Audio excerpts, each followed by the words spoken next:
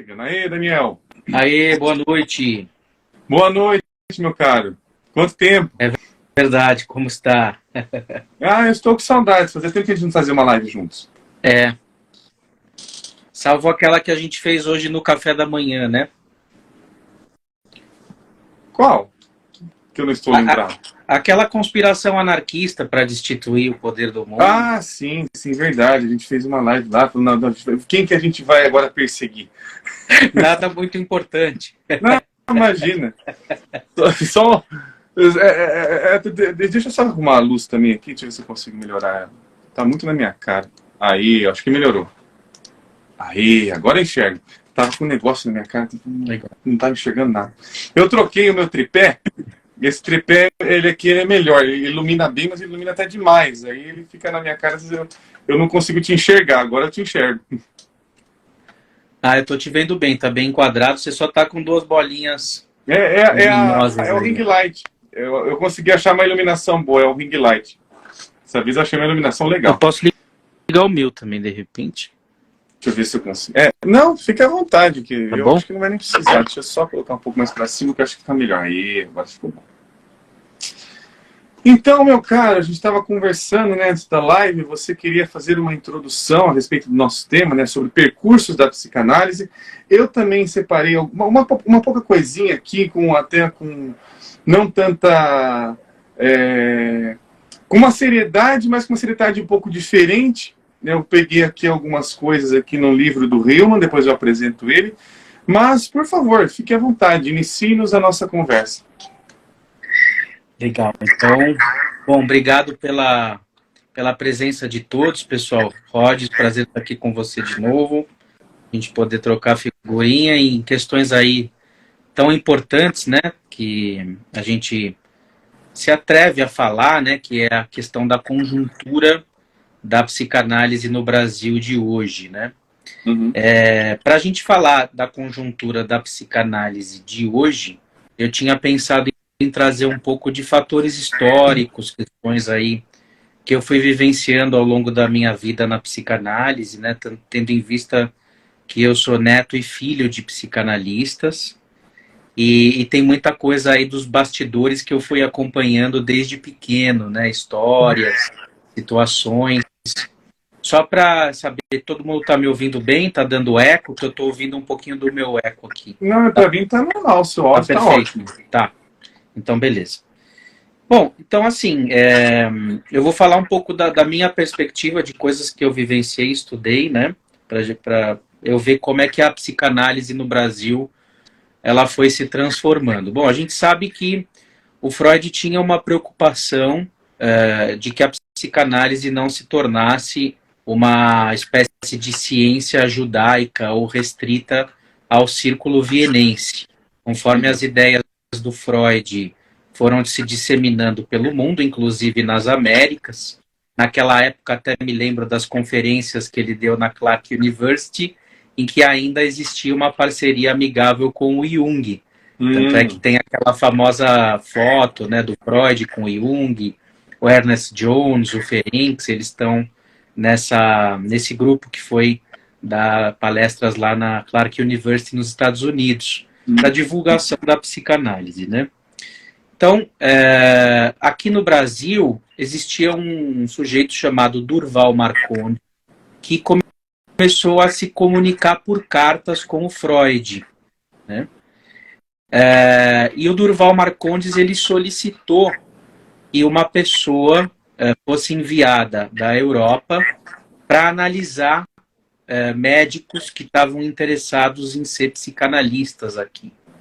Na época, eu não me lembro se existia propriamente curso de psicologia ou se ainda estava engatinhando, mas a grosso modo, nos anos 20, nos anos 30 do século passado, quem se tornava médico, quem se tornava psicanalista, geralmente eram médicos. Uhum. Então, foi enviada para cá a doutora Adelheid Koch, que começou a formar algumas pessoas, para as pessoas não terem que ir para fora do país fazer análise, e logo foi se formando o primeiro núcleo de psicanalistas aqui do Brasil, atrelados a International Psychoanalytical Association, né, que é a IPA, que foi fundada pelo Freud, inclusive que o Jung já foi presidente, inclusive, né? Então, por isso que quando alguém diz psicanalista junguiano, não é tão errado assim, porque historicamente Jung já pertenceu, né, à comunidade psicanalítica. Então, muitas vezes é uma questão mais de nomenclatura, a questão do psicanalista ou não, né, do que propriamente de uma prática que pode ter intersecção, por exemplo, da psicanálise com a psicologia analítica, tem muitos diálogos possíveis, né? Mas aí só um parênteses isso. Então, o que aconteceu? Como a farmacologia, até mais ou menos os anos 50, 60, ela era muito incipiente no Brasil e no mundo, né? Os psiquiatras, eles acabavam, digamos, fazendo uma formação humanista, né, na psiquiatria, com Jaspers, fenomenólogos, existencialistas, e também estudavam muito a psicanálise. Essa corrente biológica que tomou muita força aí nas últimas décadas, né, do DSM e do CID, ela vem mais da década de 70 em diante. Então, o meu avô, por exemplo, ele se formou em medicina como psiquiatra em 1955 e ele foi, inclusive, ele trabalhava como psiquiatra do Juqueri, que fica em Franco da Rocha, né? E ele e os colegas dele, médicos, que tinham se formado, estudavam psicanálise no meio dos plantões ali, no Juqueri. Inclusive, o meu avô, ele começou a exercer a psicanálise no Juqueri. Ele cortou uma maca, os pés de uma maca, e fez um divã. E ele analisava os pacientes dele lá, jogava bola com eles, ele sempre foi um bom jogador de futebol, inclusive.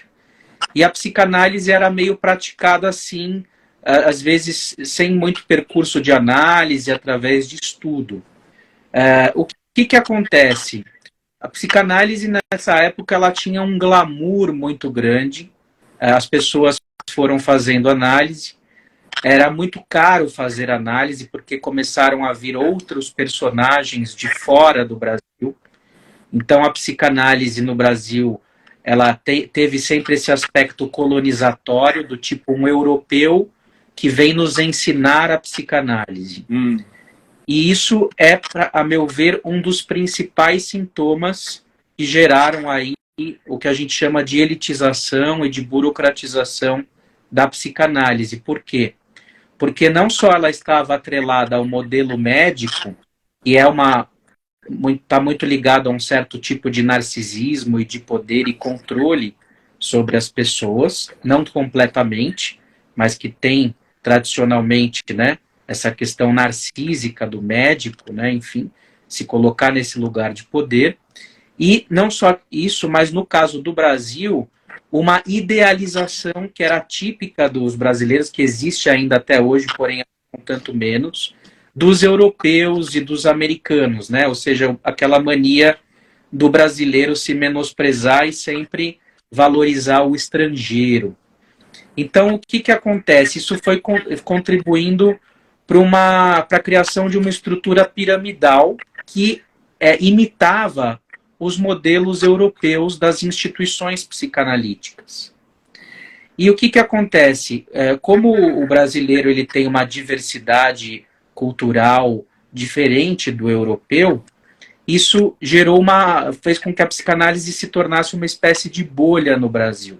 Ao contrário, por exemplo, da Argentina, que ela foi muito mais disseminada, por várias razões que eu não vou entrar aqui, mas uma delas é, digamos, a disseminação cultural da psicanálise. Então lá o pessoal, por exemplo, qualquer um tem acesso praticamente à psicanálise. A psicanálise é bastante popularizada. Aqui não, ela teve esse aspecto meio elitista, um tanto como era a própria medicina, muito atrelada ao modelo conservador de vida, embora é importante dizer que tanto Freud como os seus contemporâneos também eram pessoas que, por mais libertárias que fossem, tivessem um aspecto conservador, eles estavam mais à direita do que à esquerda, é importante dizer. embora existissem diferenças, né, como sempre no meio, mas a psicanálise nasce não como uma prática de esquerda. Ela foi, e aí eu gostaria de entrar nas mutações da psicanálise, pelo menos da maneira como eu vejo hoje, em algo que, justamente para quebrar esse elitismo piramidal das sociedades atreladas à IPA, a esse modelo que copia, né, que, digamos, não faz da psicanálise a sua bossa nova, ou seja, não, digamos, a utiliza como ferramenta de contestação política, onde muitos criticam que ela tem um aspecto meio blasé, né, em relação ao racismo, à homofobia, a pautas sociais, tem razão, porque ela era exercida de uma maneira restrita e conservadora das elites para as elites. Então, chegou um momento em que o pessoal começou a cansar desse modelo, de colocar a psicanálise no trono, né? E aí começaram a fundar outras instituições, inclusive psicanalistas da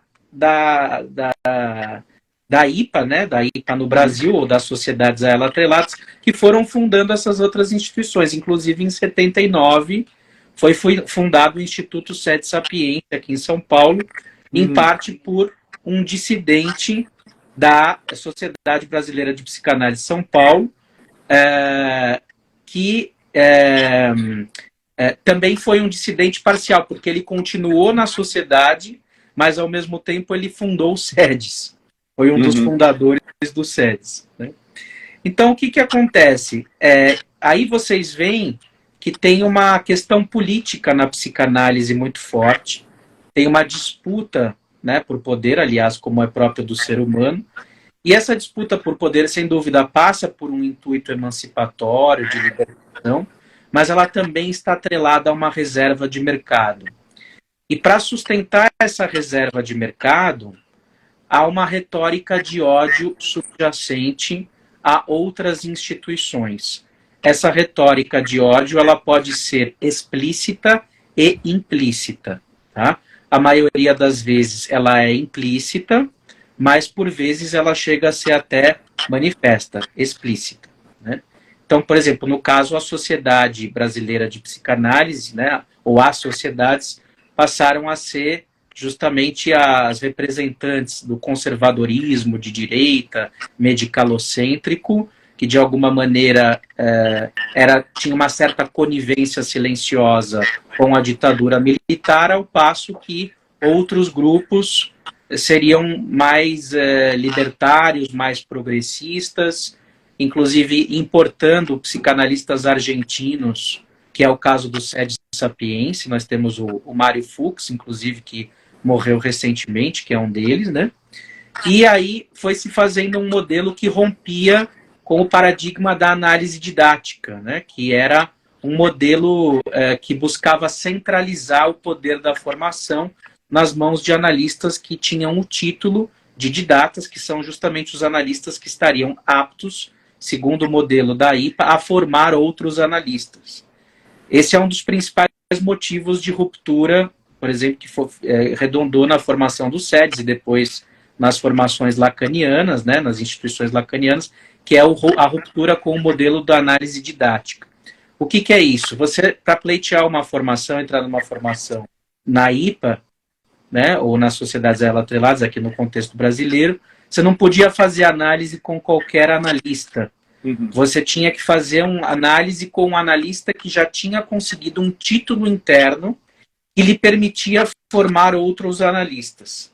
Então, era uma reserva de mercado. Por exemplo, se a instituição tinha 100 analistas, só tinham 10 didatas. Você não podia fazer com os outros 90. Então, esses didatas, que incluindo o meu avô, estou falando dele aqui, né, que também, meu avô era um didata da Sociedade Brasileira de Psicanálise de São Paulo. Inclusive, hoje eu trabalho no consultório que era dele desde 79, né? Então, olha como a vida dá voltas. Ele tinha o consultório cheio, por quê? Porque ele acabava tendo que ser escolhido, forçosamente, em parte, por pessoas que estavam querendo fazer a formação na Sociedade Brasileira de Psicanálise de São Paulo, no caso.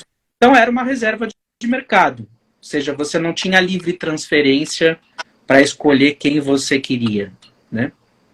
Então, voltando um pouco, né? Isso tudo é muito sério, porque existe até hoje, inclusive, análise didática, em vez de 10 didatas, como nos anos 80, hoje existem mais de 100. Mas se você for ver, né, por exemplo, o tamanho da população brasileira, se todo mundo quiser ser analista, não rola. Os consultórios vão estar entupidos, não vai ter como absorver essas pessoas. Então, para vocês verem o aspecto, digamos assim, prolixo, né, paradoxal dessa instituição, mas também de outras, na minha opinião. Então, só para eu mostrar para vocês um tanto dessas mutações que foram acontecendo, com rupturas, com muito ódio, né? Eu, inclusive, vivi muito ódio na pele, que analistas que não eram da IPA tinham do meu avô e dos amigos dele, enfim, justamente por conta dessa crítica, né, a uma forma de poder na psicanálise. Então, depois do SEDES também foram acontecendo outras rupturas, mais ou menos nos anos 90. A gente está falando do SEDES criado em 79. Em meados dos anos 90, começa a desabrochar mais o movimento lacaniano aqui no Brasil, onde mais analistas argentinos foram sendo importados, né? E foram criando, ajudando pelo menos a criar as suas instituições, trazendo o paradigma lacaniano para cá, né? Que tem, digamos, como um dos seus principais vieses, uma das suas formas de atração de público, os jovens, porque ele justamente está aliado a uma pauta de esquerda. Então, os valores sociais de crítica do conservadorismo, de transformação, pluralidades democráticas, identidades, né? Tudo isso passa a fazer parte do combo lacaniano. Então, os jovens com pouco dinheiro no bolso, com ideais de emancipação social, querendo se libertar, eles encontram no lacanismo uma saída. Bom, eu não preciso de rios de dinheiro para estar nessa instituição, eu posso fazer análise com quem eu quiser, não precisa ser candidata, eu vou fazendo a minha formação aos poucos, em grupos de estudo, em atividades institucionais. Tem variações entre as instituições lacanianas, tem aquelas que fazem uma formação do tipo 4 anos, que seria um pacote, né, se fundamental ou básico, né, que exigem análise pessoal e supervisão para contemplar o tripé, e tem outras, por exemplo, que são mais livres em relação a isso. Então, é você que se intitula psicanalista quando você se sente à vontade para isso, mas você que vai completando as atividades conforme a sua disponibilidade pessoal, né? Então, o que eu fui percebendo dentro dessa minha trajetória, né, a partir das minhas frustrações com as análises que eu fiz com o pessoal que era atrelado ao meu avô, depois o que eu vi, por exemplo, em relação a instituições que não eram ligadas à sociedade, independentes ou lacanianas, é que o poder, ele sempre foi se mantendo de outras formas. Então, digamos que existe aquele poder que a gente identifica, que é o tal do rei, os súditos, está tudo nomeado, o presidente, o vice-presidente, a mesa, a diretiva e tudo mais. E existe aquele poder silencioso e orgânico, que é quem tem o poder de palavra, ou qual é a identidade e o discurso que você tem que assumir. Então, a complexidade da psicanálise hoje no Brasil é que, de um lado, com o fomento do lacanismo, ela é extremamente libertária pelas suas pautas de esquerda e, aparentemente, pela sua ruptura com a burocracia da IPA. Mas, por outro lado, existe um outro tipo de poder silencioso, que é um poder perigoso, porque ele te atribui um poder revolucionário, que, ao mesmo tempo, a grosso modo, não totalmente, ele pode ser perigosamente falso. Hoje, eu li um artigo, recomendo a vocês, que está no Lavra Palavra, do Felipe, foi publicado dia 9 de fevereiro. Felipe, não sei se Felipe Campos, alguma coisa assim. Felipe com PH e 2 P's. Que ele diz assim, que o lacanismo é uma igreja para lacanianos. São para pessoas que não têm, para pessoas de mentira. É uma igreja para pessoas de mentira.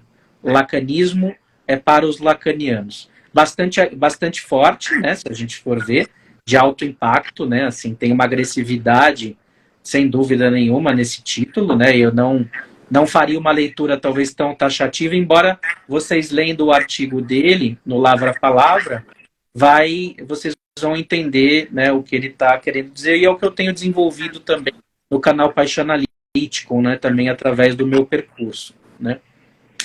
Então, o que eu quero dizer com isso?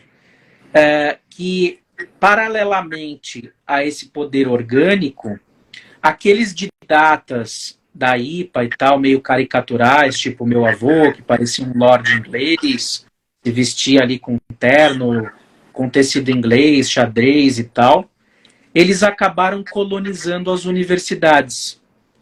Então é muito comum que, por conta dessas pautas revolucionárias, né, de esquerda, as universidades tenham servido de ponte para instituições lacanianas formarem os seus analistas, mestres e doutores.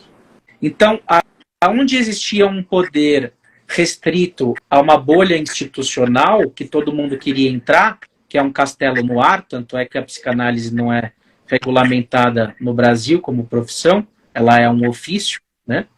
Ficava aquele castelo e todo mundo queria entrar no castelo. Aí alguém percebeu, então eu vou também criar um castelo. Por que eu preciso entrar naquele castelo? Eu vou criar o meu. E aí o fulano de tal olhou e falou, eu vou criar o meu castelo. Ninguém regula mesmo. Eu também vou criar, mas o meu é uma pirâmide, o seu que é um castelo. E assim por diante. Então, o que o lacanismo, na sua libertação, proporcionou? Inúmeras escolas centradas na figura de um pai, geralmente é um homem que funda essas instituições, e esse homem ele tem alto poder de penetração acadêmica, ou seja, são doutores, são orientadores de pós-graduação que têm visibilidade pública e reconhecimento público em função disso. E aí eles acabam criando um modelo em que todo mundo quer se aliar a eles, estar à sombra deles de alguma forma.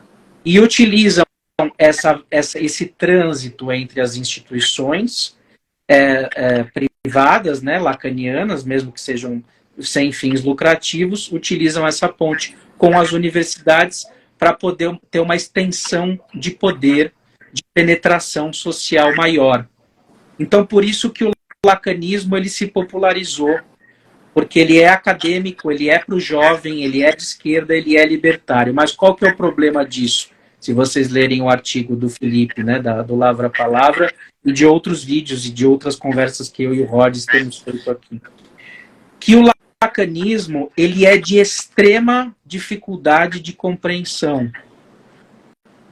Ou seja, eu estudei, por exemplo, Lacan por mais de 10 anos.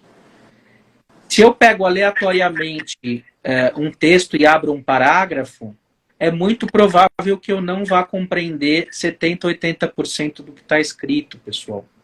Então, o que acontece? Os jovens estão se tornando lacanianos às pressas, do dia para a noite, vestem a camisa do Lacan, sem compreenderem a magnitude do seu pensamento, sem conseguirem compreender o que está escrito nos textos, e eles se transformam em papagaios lacanianos.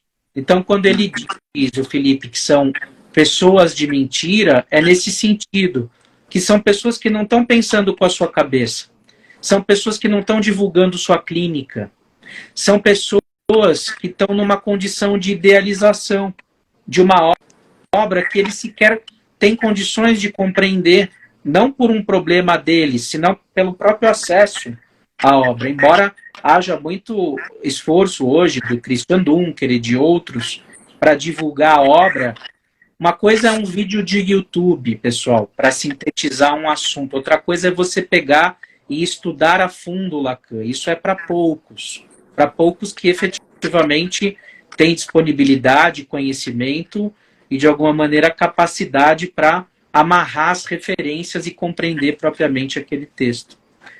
A maioria, me arrisco a dizer, tem meia dúzia de conceitos de bolso, usa esses conceitos meio que para explicar os textos, traz recortes, mas não é capaz propriamente de entender linha por linha do que o Lacan está dizendo. Nem estou dizendo que isso deveria ser o ideal, só estou mostrando as contradições e os riscos desse sintoma que nós estamos vivendo, que é o que eu chamo de o império lacaniano.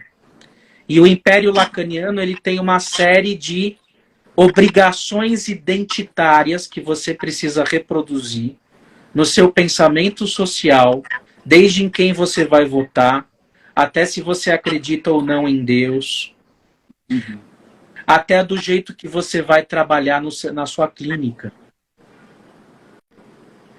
Por mais que se diga, política, tática, estratégia, o analista tem a sua liberdade para exercer a psicanálise à sua maneira, na prática, pessoal, nos grupos, na identidade de massa das instituições, isso não é contemplado.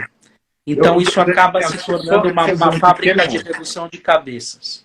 Só fazer até um pequeno parênteses aqui, só, você pode continuar, tá excelente.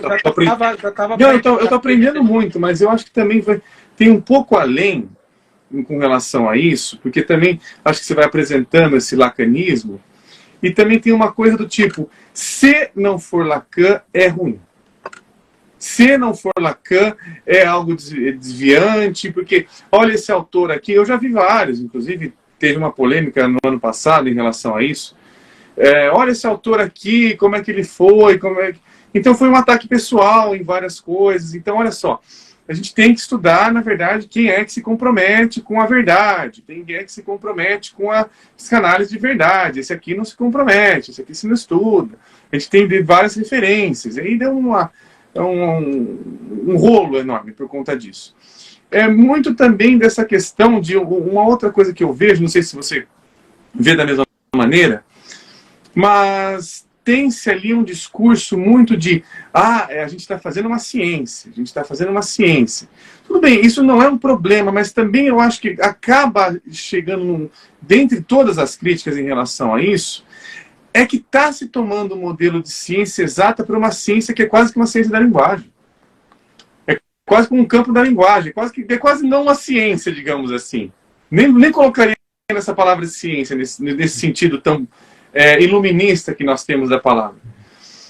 Então, é complicado quando ali a coisa tem que se firmar, porque aí o tempo todo ela tem que ali eliminar arestas que podem estar ali, olha, ele não está vendo do jeito que ele está vendo, está na ciência.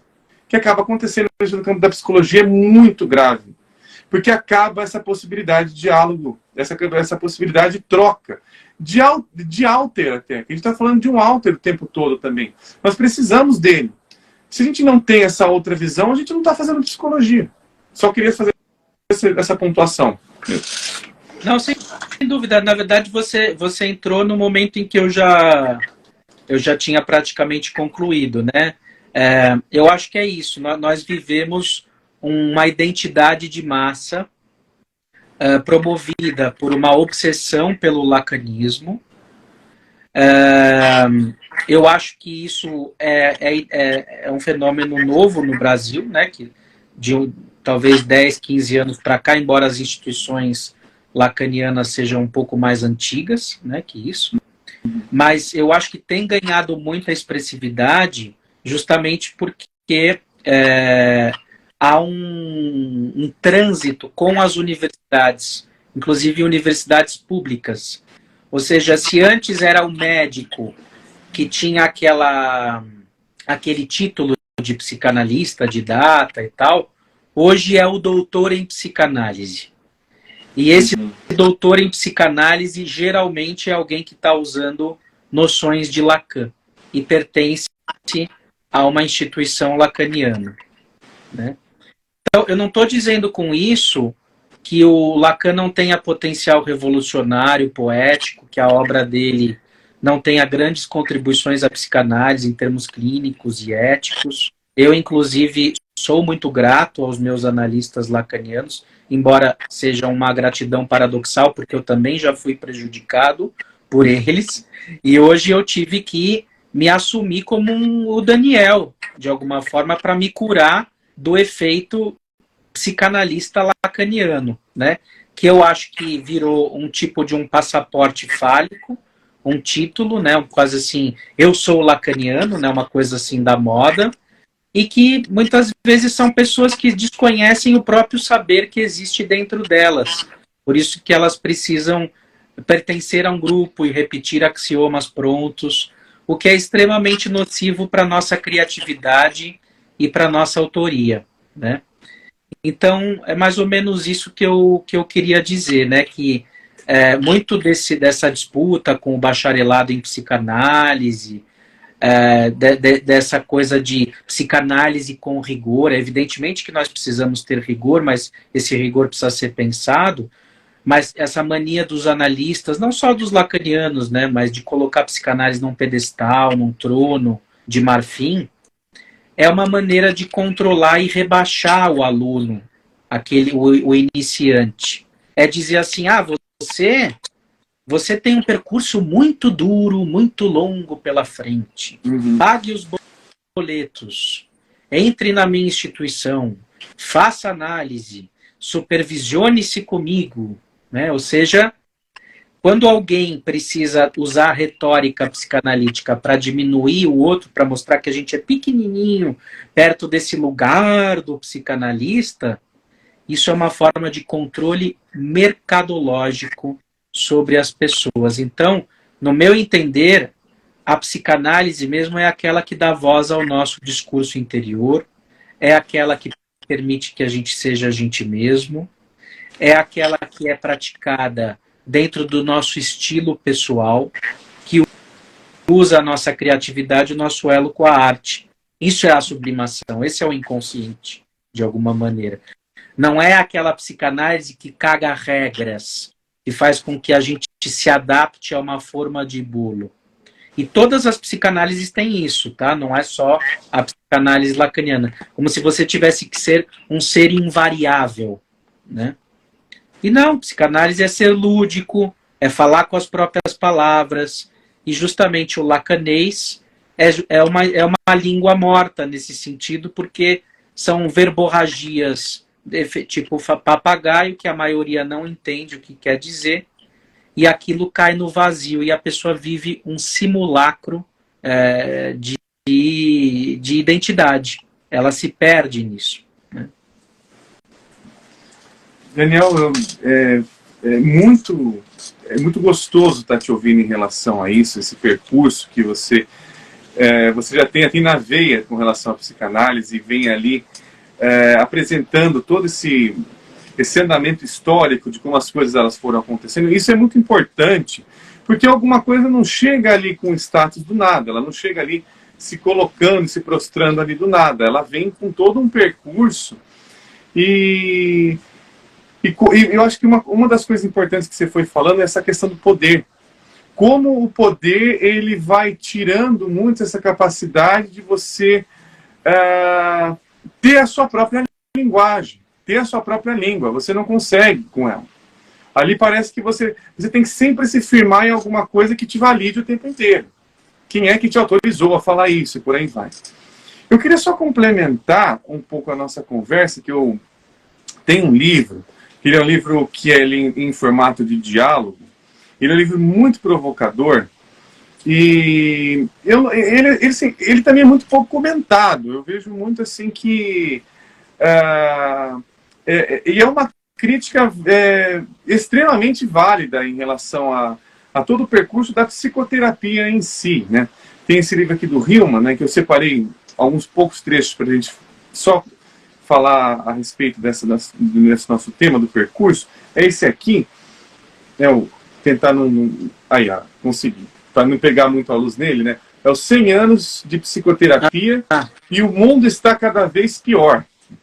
Eu já começo assim com o título já, né? E o que é interessante aqui é que o Hillman ele vai aquele no formato com um diálogo, né? São dois autores, é o James Hillman e o Michael Ventura.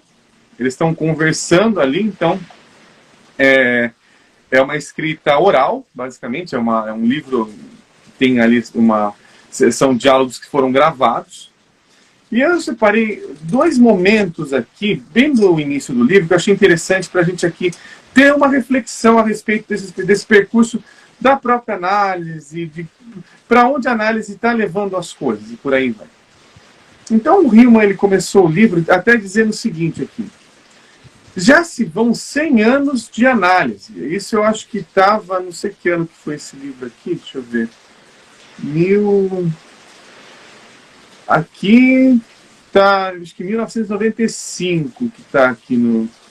Então, a gente está aqui nos anos 90, 80, 90, está aqui nesse contexto histórico aqui. Tá? Então faz mais, quase 30 anos já que esse diálogo aconteceu. Então, já vão 100 anos de análise. As pessoas estão cada vez mais sensíveis e o mundo cada vez pior. Talvez seja a hora de encarar isso de frente. Ainda localizamos a psique dentro da pele. Você entra para localizá-la. Você examina os seus sentimentos, os seus sonhos, que só a você pertencem. Ou as inter-relações, o intrapsiquismo, entre a sua psique e a minha. Estende-se um pouco aos sistemas familiares e ao ambiente de trabalho. Mas a psique, a alma, ainda permanece só dentro das pessoas e entre elas. Constantemente trabalhamos nossas relações, nossos sentimentos e nossas reflexões. Mas observe, quanta coisa fica de fora.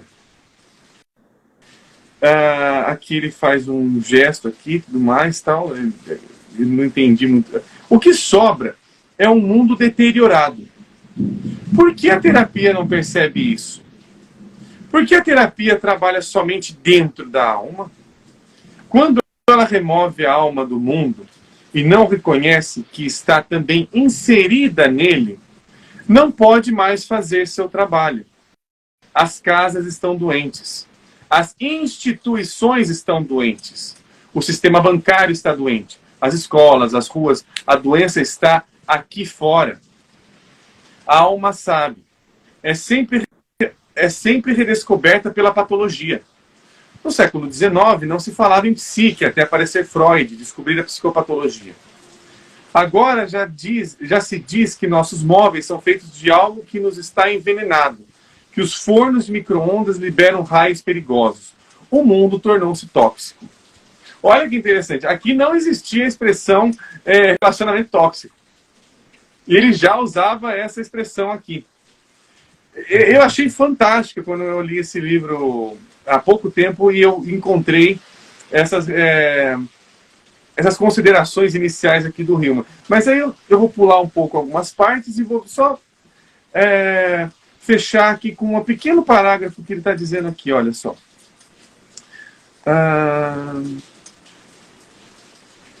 Aqui, ó. Há uma voz dentro de mim que diz que, mas de fato, tal coisa aconteceu. Não é só mitológico. Ao mesmo tempo, pergunte a um jornalista ou a um policial. Se você conversar com pessoas sobre um fato no qual todas elas participaram ou testemunharam, serão vários fatos diferentes. Isso acontece na minha própria família. Se você pedir a mim e a minha irmã que descrevamos nossa mãe, serão duas mães totalmente diferentes, e nenhum de nós estará mentindo. A memória é uma forma de ficção, e não podemos fazer nada quanto a isso. Assim, somos em grande parte criação das ficções que contamos sobre nós mesmos. E sem saber o que contamos é ficção. Não percebemos que estamos contando histórias fictícias. Acho que Freud chegou perto disso quando disse: é o que você lembra, não o que realmente aconteceu. É a memória que, na verdade, cria o trauma. Olha que inversão, olha que fantástico que ele está colocando aqui. Hoje em dia, muita gente ataca Freud, dizendo que ele encobria e não admitia a ocorrência de agressões em crianças. Quer tenha ocorrido ou não, a ideia de Freud, tão notável, é que importa o que a memória faz com eles. Nós não sabemos que estamos contando ficções. Esse é o maior problema das formações dos psicoterapeutas. Eles não aprendem com a literatura, o teatro, as biografias. Os aspirantes a terapeuta fazem estudos de casos e diagnósticos, coisas que nem sempre estimulam a imaginação. Por isso percebe que está negociando ficções. Isso não quer dizer que as coisas também não sejam reais. Mas o que se tem no consultório, e não poderia ser diferente, é alguém contando uma ficção. A forma é uma ficção. Você está certo. É estranho que alguém cujo trabalho consista, em grande parte, em ouvir histórias fictícias, não tenha familiaridade com literatura, o jornalismo e até os autos processuais. Não tenha aprendido como as pessoas contam histórias. E aqui a última parte. Em relação à agressão, a verdadeira agressão na primeira infância, o que mais prejudica, além do choque, horror e o mais, é o fato de a agressão fazer com que a pessoa tome a imaginação ao pé da letra.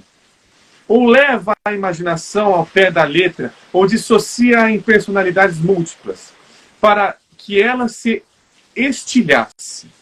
Isso é um dano. Mas há jovens entre 13 e 17 anos que são, digamos, seduzidos pelo padrasto, ou por quer quem seja, tem-se aí uma agressão de qualidade diferente. Diferente da agressão a uma criança de 3 ou 2 anos de idade. Os níveis são bem diversos, mas foram agrupados em um só. De modo que há todo tipo de gente que se diz vítima de molestamento, identificando-se como uma criança magoada. A sedução nas famílias, como você disse, é uma coisa muito antiga. Não é o mesmo que violar brutalmente uma criança. Temos que manter algumas graduações distintivas. Então, eu queria só puxar isso aqui, Daniel, porque eu acho que... só a Nina está perguntando que livro que é. É esse aqui, Nina, ó, 100 anos de psicoterapia e o mundo está cada vez pior. James Hillman e do Michael Ventura.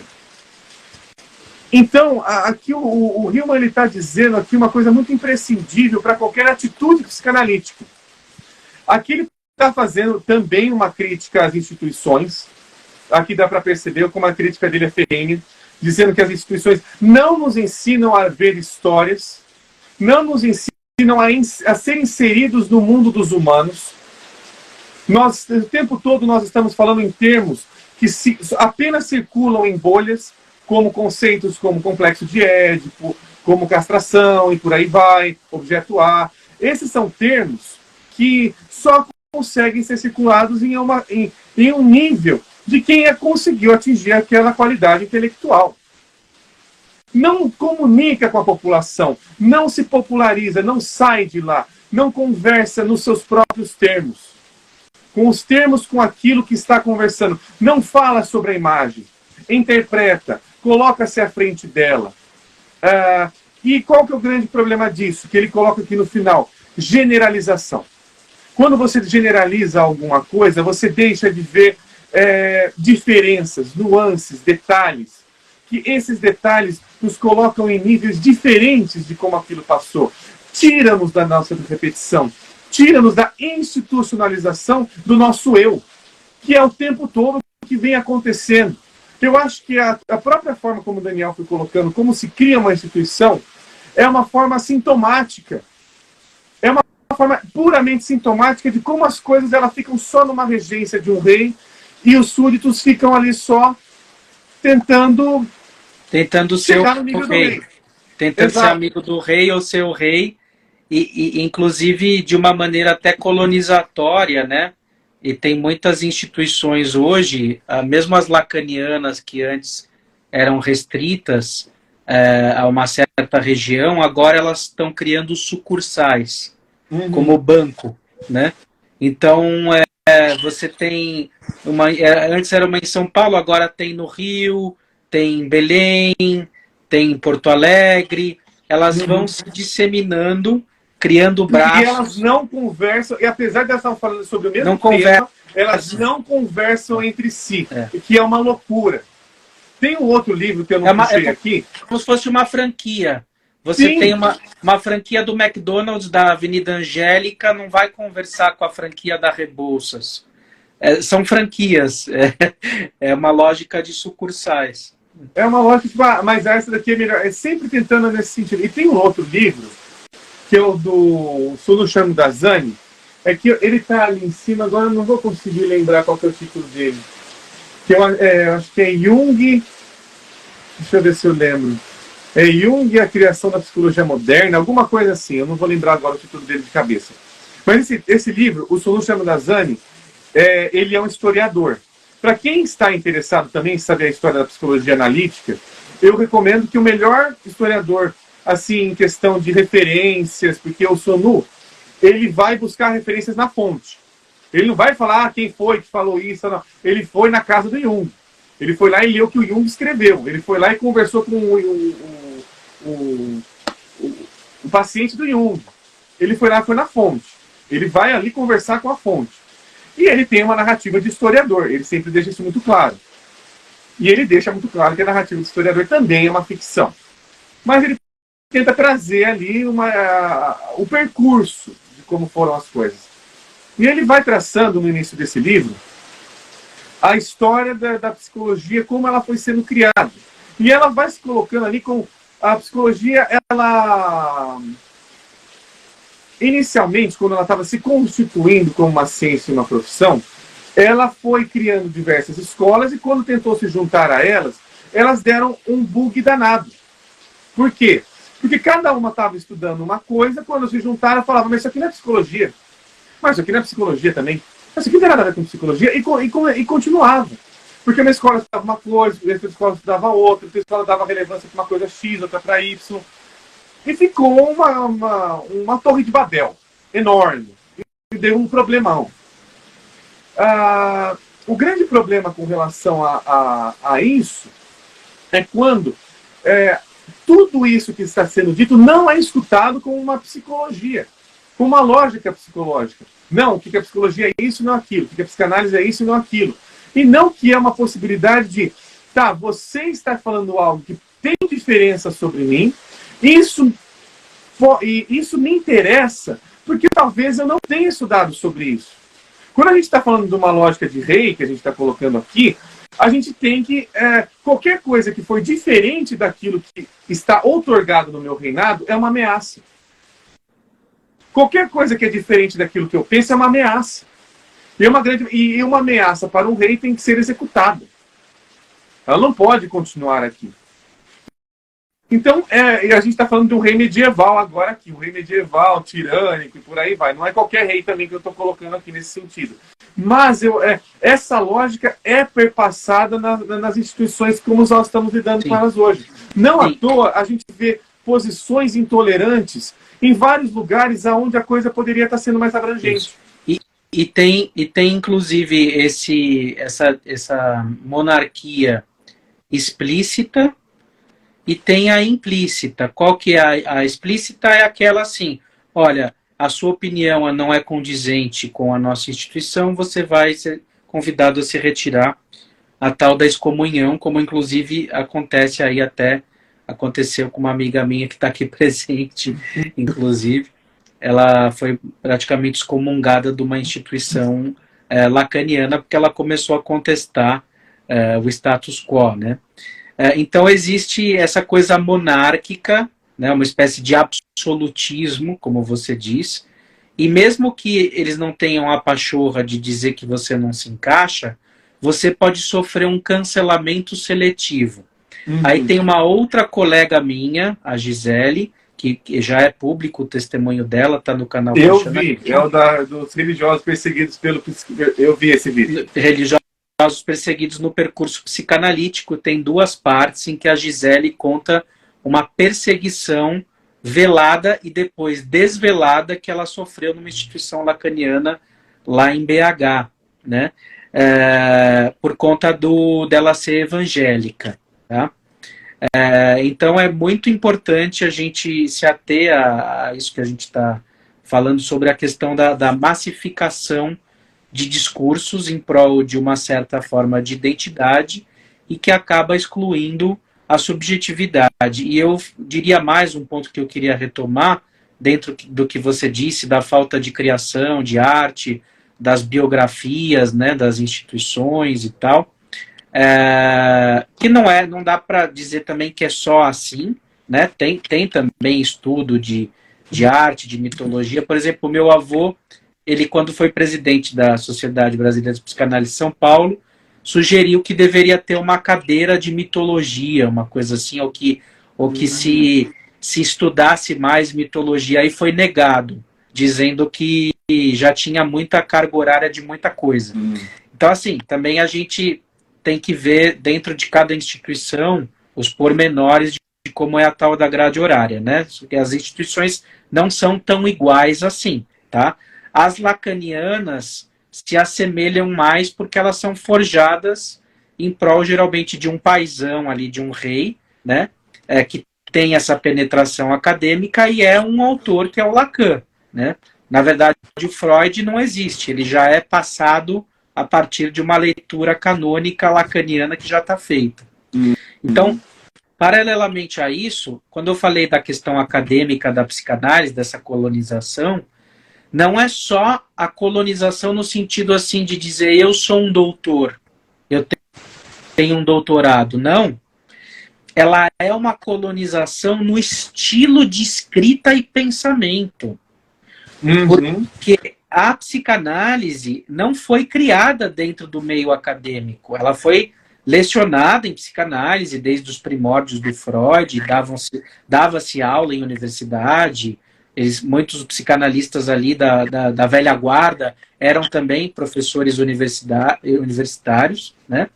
Mas a construção do saber psicanalítico foi feita fora do paradigma acadêmico, nas instituições independentes, né? Também tem é uma vantagem isso. Então, o que acontece? Mesmo as instituições estando independentes hoje, elas estão dependentes do tal rigor acadêmico, do discurso universitário, porque as pessoas têm rabo preso com as instituições acadêmicas. Então, criam-se revistas de psicanálise, criam-se órgãos de divulgação da psicanálise, congressos que estão amplamente contaminados pela forma de escrita acadêmica. E isso é uma forma extremamente empobrecedora no sentido de liberdade poética de pensamento, porque você tem que ficar citando fulano, beltrano, tem um jeito certo de escrever, aquilo é constantemente avaliado, de uma maneira, inclusive, muitas vezes subjetiva, se tem condições de ser publicado ou não.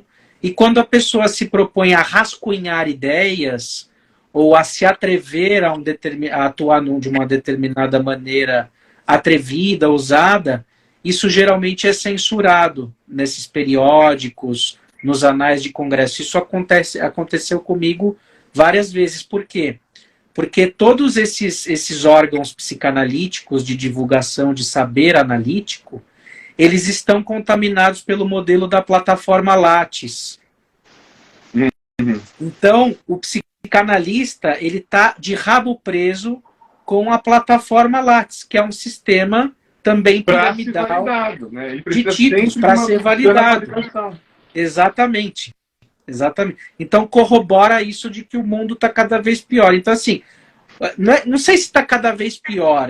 O mundo está do jeito que está. Sei lá, o Rio eu não vivi, é um grande provocador aqui. Ele tem uma lógica também, né? Assim que eu li esse artigo que você leu, tem uma lógica para ele colocar isso. Ele é muito provocador. Ele está incitando esse mundo cada vez pior no sentido de cada vez mais nós não estamos no mundo. Cada vez mais nós estamos em si mesmados, nas nossas caixinhas, nos nossos institutos, e não se relacionando. Porque o Hillman, o Hillman chegou uma hora que ele nem chegou a atender mais. Ele falou, eu cansei. Ele foi para o mundo. Ele tem um vídeo dele que ele está andando pela cidade e está falando, olha, como é que isso atinge a imaginação dele, como um ar-condicionado de um hospital, ele olha para esse ar-condicionado desse hospital, ele vai conversar com o mundo ali. Coisa que ninguém está estava fazendo, coisa que a psicologia não se interessa. Ele foi se interessar pelo ar-condicionado que está no hospital que ele não entrou. Mas o que aquilo atinge, passar por aquilo. Então ele não está, ele está falando porque ele está passando. Ele está desliteralizando aquilo que ele está passando. Então ele vai para o mundo. Ele faz um percurso independente também, porque ele a psicologia arquetípica, ela não é uma psicologia conceitual. Ela não tem conceito. Se você vai estudar alguma coisa de conceito, ele vai falar que é outra coisa. Ah, sabe esse negócio de transferência? A gente está falando de erotismo também, tá? Não esquece. Tem coisas aqui que a gente está... É uma psicologia que ela transmite. Ela está em transmissão o tempo todo. Então é uma atitude.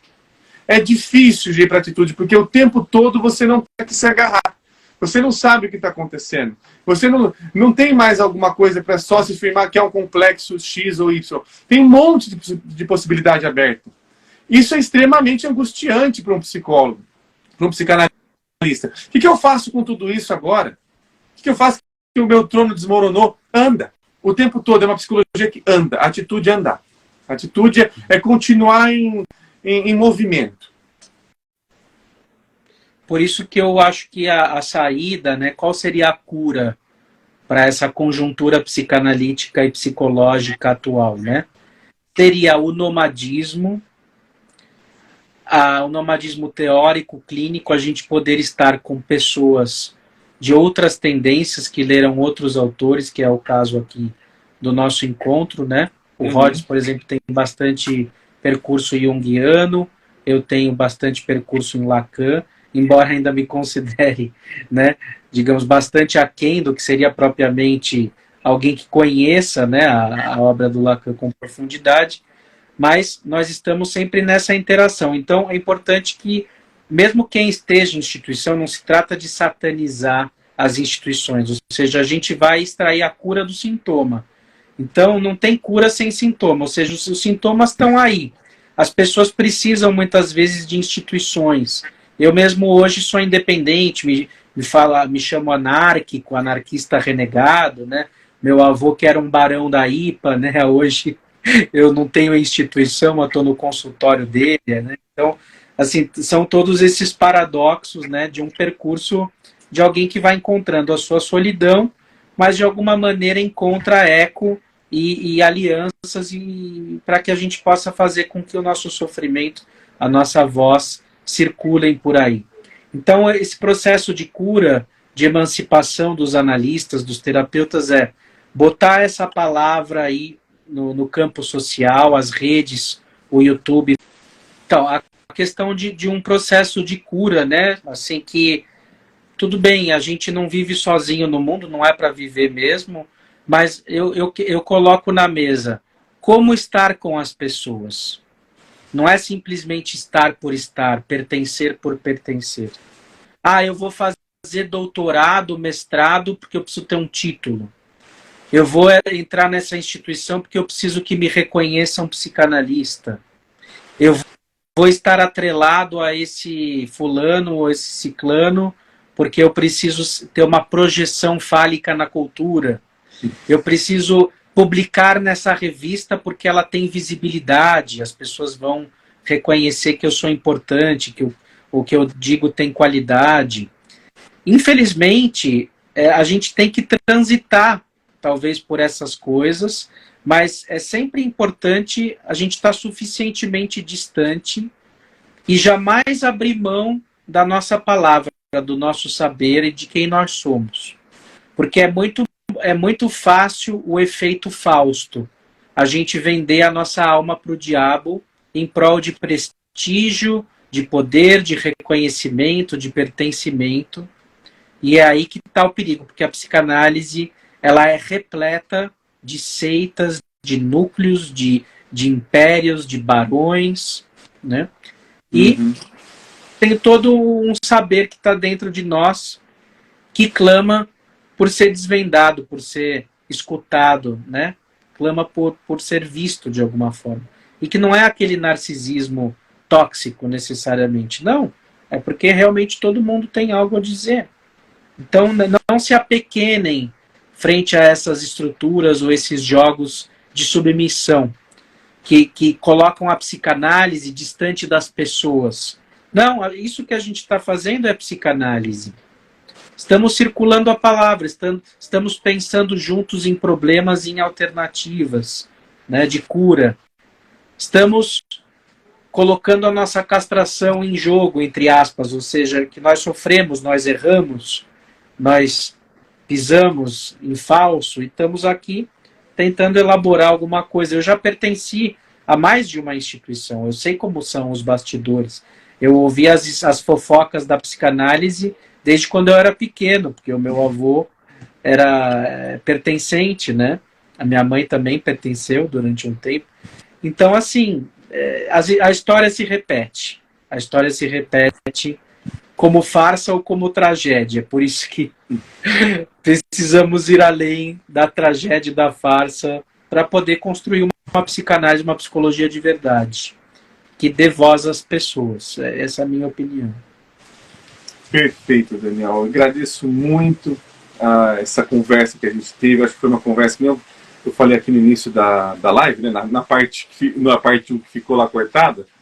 Que essa é uma live realmente para a gente ter uma conversa importante sobre isso, porque a gente já tinha falado sobre isso já diversas vezes, mas o que acaba acontecendo é que constantemente essa busca por essa validação, ela fica muito homogeneizada. Ela fica muito monocentrada. É só dessa maneira, não tem outra maneira. E você é uma pessoa que tem esse percurso independente, teve toda essa bagagem com relação à sua família, então você tem diversas outras maneiras de se ver a psicanálise. Então tudo isso é muito importante, não tem um caminho único, não tem um caminho correto, que é só dessa maneira e ponto final. Que é isso que é importante. O grande problema é essa autossuficiência, que não permite com que entre alguma outra coisa. Uma coisa diferente. É assim, ponto final. A gente vê vários vídeos aí que tem muito complicados, para não falar de outras maneiras, né? Você deve pensar de tal forma ou de outra. Você tem que votar em quem ou no outro ali. O psicanalista de verdade faz isso ou faz aquilo. Isso daí é uma loucura. Isso daí é uma loucura muito grave, que aqui a gente tentou falar, né, em 1 hora e pouquinho a respeito disso, trazendo algumas provocações necessárias para que a gente não deixe de caminhar, não deixe de imaginar, não deixe de se imaginar. Todas as vezes que a gente está procurando uma validação muito principal, uma validação que agora tudo que eu for falar é lei, porque é o que acontece muito nas instituições que formam analistas de data, agora tudo que você for falar é lei, a pessoa acaba falando o que ela quiser e pronto, final. E aí acaba passando por cima de várias coisas. Acaba não sabendo receber mais. Acaba não sabendo dialogar mais. Fica numa ecolalia constante consigo mesmo. Então, eu agradeço muito esse diálogo, Daniel. Foi muito importante, foi muito imprescindível. Ele surgiu de uma provocação, de um meme que foi se desenrolando em tanta coisa, né? Até chegar a essa live necessária aqui. Muitíssimo obrigado. Agradeço também a todo mundo que participou da nossa live. Que a gente faça outras e que sejam lives assim que os temas nos procurem mais vezes. Porque esse tema nos procurou, bateu na porta e tomou um café conosco. Sim, e lembrando que tem a diferença, né, que você e eu colocamos no meme, né, que é a diferença do psicólogo, do psicanalista autossuficiente e do independente. Do independente e do burocrata, né? Uhum. O autossuficiente é aquele que não precisa de ninguém, ele se basta, né? Que é uma posição solipsista e perigosa, ele fica em si mesmado. O independente, acho que tem a ver com o nômade, é aquele que transita, que escuta, mas ele não está numa posição... Que está em grupos, né? Ele é independente porque ele depende dos outros também. Mas ele não está submisso, é diferente. Não está submisso, exatamente. Não é uma relação de submissão. E o burocrata é aquele que diz assim, olha, eu paguei meus boletos, eu fiz o percurso de formação, análise, supervisão, estudos teóricos, e hoje eu sou responsável por essa revista de psicanálise. Hoje eu sou diretor científico aqui dessa associação. Hoje, eu sou um psicanalista. Então, esse burocrata é um grande perigo. Tanto o autossuficiente como o burocrata são grandes perigos. Por quê? Porque um diz, eu passei por todas as provas, portanto eu estou garantido como psicanalista entre pares. Ninguém me derruba. Ninguém me derruba. No Domingão do Faustão, eu consegui cruzar a ponte ali, A ponte sem do ser rio derrubado. cai. A ponte que cai, do rio que cai lá, o cara atravessou, então eu tenho o prêmio, eu posso me intitular psicanalista, há uma garantia, o que é falso, e eu, por experiência própria, sei que é falso, porque eu já fiz análise com essas pessoas, e isso eram pessoas muitas vezes extremamente engessadas e frias, que acaba produzindo um efeito iatrogênico, né, um efeito antiterapêutico, inclusive, por pessoas que fizeram todo esse percurso. Então, para mim, alguém que diga, fiz formação em instituição não sei o quê, tem um título, isso para mim é baboseira. Isso não quer dizer absolutamente nada. Pelo contrário, isso até hoje, na minha visão, isso desdém da pessoa. Quando ela precisa se vender psicanalista assim, ela está desdenhando dela e ela não sabe. Não tem psicanalista de sucesso, esse tipo de venda. O melhor psicanalista do Brasil. O melhor.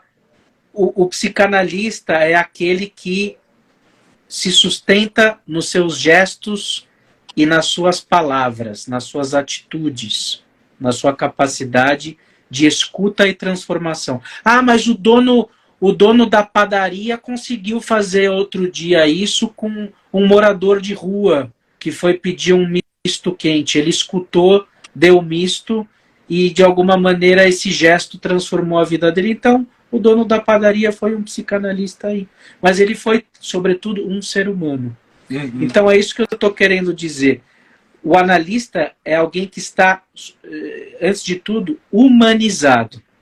Ele não é um robô, ele não está a serviço de uma bela ordem. É isso que é importante colocar.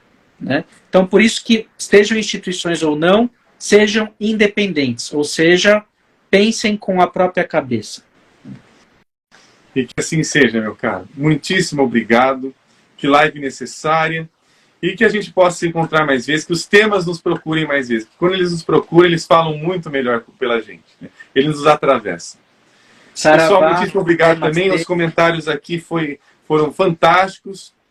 Hoje foi uma live muito gostosa, foi uma live de aprendizado, de trocas aqui. E nos encontramos numa próxima, pessoal. Até breve. Valeu, até breve. Um abraço.